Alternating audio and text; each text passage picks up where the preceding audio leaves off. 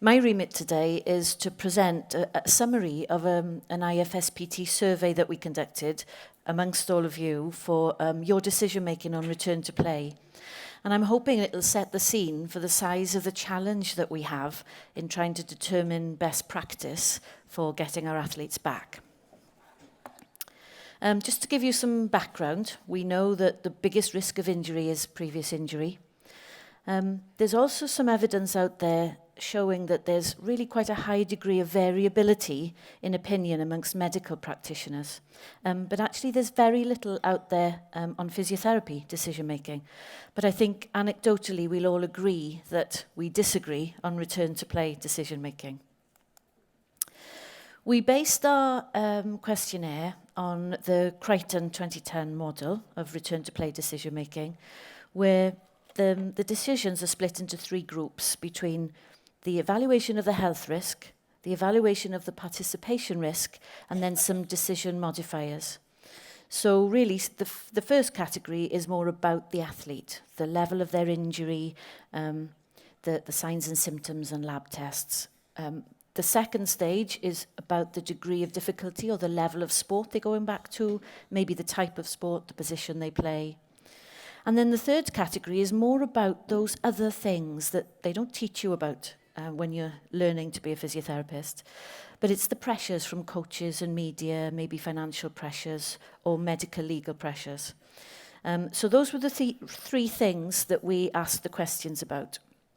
We got our ethical approval through Cardiff University School of Healthcare Sciences, and we used Bristol Online Survey to conduct the questionnaire. As I say, we based it on the Crichton model. We piloted it amongst a small group of physios first so that we could get feedback, and then we distributed it as widely as possible through the IFSPT newsletters, through the member organisations and their newsletters. We went through Twitter and Facebook and our website. We collected demographics, so for instance, things like the country that you practiced in, the years of experience that you had, what sort of academic level you'd had, maybe postgraduate, and what sort of sport background. The practitioners were also identified as to whether they made direct return to play decisions or indirect ones, which may be as another part of a team or maybe from a clinic that they might advise through a coach. We then ranked the preferences and we gave them a score to allow us to actually move the data around a little bit. And we took modes, means, medians, and percentages of respondents. Just to give you an idea of where the respondents came from, you can see that all these dots are from the different countries we got responses. The size of the dot is relative to the number of responses we got as a proportion of the total response rate. And as you can see, we got those from 31 countries. So bearing in mind that IFSPT has 25 country members, we managed to distribute a little bit wider than our membership, which we were quite pleased about. This is a breakdown of the amount of responses we had per country, just to give you an idea of where we had most of our responses from. And that big chunk that you can see is the US, followed by the grey chunk of the UK, probably because they were badgered by myself. You can also see that this red one is, we lumped together the countries that represented less than 2% of the total response rate, just to make the graph a little clearer. This was just to give us an idea of the years of experience, and you can see the curve here. So the average years of experience was around 13. But you can see there's a bit more of a bias to the under 13 years. So it was the relatively more junior physios that responded more in numbers, I would say. Then we said, do you make a direct decision about return to play? And again, I've just taken the top few countries to make it a little bit easier to look at the results. And you can see there was quite a variation in the responses of the physios that said, yes, they are the person that makes the direct decision on return to play. You can see the US is about half and half, whereas the UK was more like 95%. And there's ranges of those in between. I suspect that's the bias of the people that actually picked up the survey and responded it, and that will come out in further analysis. We also looked at the level of athlete treated, and bear in mind we allowed multiple responses, so that's why this comes up to more than 100%. But you can see that, about half the respondents worked in some sort of professional or high-performance sport, and about 60, nearly 70% also worked in recreational sport. This was because it was all the respondents, so some of these worked in a clinic and saw different levels of athletes. Some worked part-time in professional sport, so would also see recreational athletes in their clinic. So that gives a broad picture of the sort of levels of athletes that our respondents tended to see. Now we come on to how they ranked some of these priorities relative to those three categories that we looked at. Now, just to orientate you on the graph, we've got, these are the rankings. So that was ranked first, and that was ranked 7th or 8th, depending on the number of categories that we had. So the blue lines represent where those factors were ranked. The red line represents the mean. So we calculated the rankings, first of all, on the mode. So it was the most number of responses that ranked that particular criteria in that order. So you can see here that signs and symptoms were ranked first and second by mode, but when you look where the mean is, it demonstrates there was quite a high level of disagreement in that. But that does actually link with the previous studies on this that looked at medical practitioners. So physiotherapists are looking at the same sort of criteria and ranking them in a similar order. We then looked at some things like strength, range of motion, neuromuscular control, the typical things that we might measure for return to play. And again, you can see the rankings. So pain and sport-specific function ranked first and second by mode. But again, you can see that the means on the red line are quite far apart from that, and I would say even further apart than the others were. So looking at that a little bit more, 28% of the respondents ranked pain as first, 18% ranked it second. If we looked at sport-specific function, 33% ranked that first, which was more than for pain. 13 ranked it second, but 26% ranked it sixth.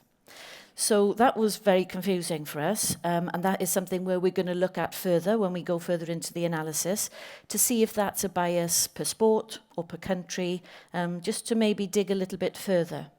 But comparing that to other previous studies, this is another study that looked at paediatric return to sport, and they compared athletic trainers, medical doctors, and physical therapists. And so you can see here, physiotherapists here tended to rank sport-specific function higher than the other practitioners. So our results there are sort of suggesting that physiotherapists are tending to look at sport-specific function and maybe ranking it at least equal, if not more, than pain. So coming on to evaluation of participation risk, we've got a similar pattern again. And you can see that type of sport and ability to protect ranked equal by mode. And when we looked at those with the means, again, it shows disagreement, especially around the ability to protect. And again, we suspect that this is a sport-specific difference because of the spread of the sports worked in globally. Some sports are able to use protection much more than others, and we looked at that a little bit later. If we then look at risk modifiers, we've got same sort of pattern again. So that there's timing of the season and athlete pressure, interestingly, ranked first and second by mode. But again, there was some disagreement amongst the respondents. It did again present a similar pattern to the Crichton model and in the same sort of ranking order that medical practitioners do. So we also looked a little bit about the type of sports that people worked in across countries, and we've taken the top 7 countries' response rates again because that was just a little easier to manage the graph. Now I realise this graph is a little busy, but just again to orientate you, other that you can see here is the very top, so you work your way down. So you can see in the United States we've got more things around basketball and American football, whereas if you then These are individual sports. So we've got swimming, wrestling, alpine skiing comes out high, obviously, in Switzerland. And a mix of a variety of sports here that really reflects the international bias. Now we'll come on to team sports. And there you can see the very definite difference of basketball and American football in the US versus, if you look at, that's rugby. And rugby league, rugby union and sevens were put in together. What is consistent across the team sports is this darker blue line is football. And that came out across all the countries as the highest response rate for people working with those athletes. So again, we're going to take football in the next tier of analysis to see maybe if that and the decision-making changes compared to the average. We'll see. So we did then take two of the countries, the two highest response rates, to maybe get a better picture of the sort of sports that they work in. So this was the UK response rate. And not surprisingly, rugby union and rugby league came out as higher than football, which sort of surprised me. I thought football might come out a little bit higher than rugby in the UK, but that just shows when you start to ask these questions. But you can see there's a fair spread there. We've even got a little bit of American football. One person, I think.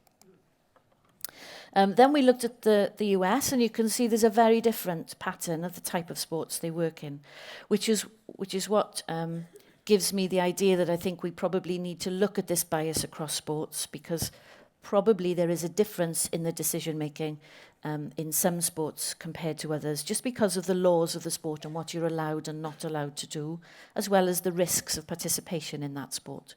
So we shall see where that goes. So really, the limitations and perhaps the lessons we've learned from this. The response rate was relatively low. In the end, we had 302 responses that we could actually analyse, based on the thousands that we could have had. We did actually have close to 400 responses, but when we looked at them and we looked at the qualifications, it became apparent that some of those weren't actually physiotherapists. And that was because we tried to distribute this survey as widely as possible through social media. And that is one of the limitations of social media, is that everybody gets to that. And so I think next time we would really make sure up front that we get a very clear thing as to which profession you work in, which would save us a lot of time in the analysis, I can assure you. If they did read through the survey, we had quite a few that maybe went on to the survey but gave up and didn't complete, because it did take 15 to 20 minutes to complete. It wasn't an easy survey, and we thought long and hard about how much detail we would put in it, but we thought it was a one-off and we would go for that. But it did mean we lost people from the information. Attempting consistency of language is difficult when you're trying to do something globally. We all use slightly different terms and mean slightly different things, so it was sometimes a little hard for people to complete the questionnaire. We realised that. And I think because of that, there was potentially an element of bias in the people that did respond, and we have to accept that and accept the limitations of it. It would be the people that are very keen and work a lot in sport, so we are only going to get that information, as opposed to maybe the people that work in a clinic and do a little bit of sport and occasionally advise on return to play. They probably didn't answer this survey. So the next steps in our further analysis. We want to know if that variability that we've seen is related to maybe the environment they work in, whether that's the country limitations, their ability to be an autonomous practitioner, whether they lead a sports team, a sports medical team, and maybe the sport they work in. Is it a different culture? What sort of experience or autonomy of practice have they got? Does that make a difference? And what is the typical practice that they are in? So whether they work in a clinic or whether they're embedded within a sport, does that change their decision-making at all? And how much does that decision-making change relative to the specific conditions that they're working in? We don't know that. We think we'll be able to pull quite a bit of that information out on the next tier of analysis. So in conclusion, there is a considerable variability in decision-making priorities amongst physios. And that very much fits in with the variability that they found in medical practitioners. And we also appear to rank the prime criteria in a similar order to medical practitioners as well. I think that's probably quite reassuring that as an interdisciplinary team, we are looking along the right way. We need some further analysis to highlight specific decision modifiers across sports and experience. And maybe identifying those main factors might help us target professional development in the future towards gaining best practice in making these return to play decisions. So thank you very much for listening.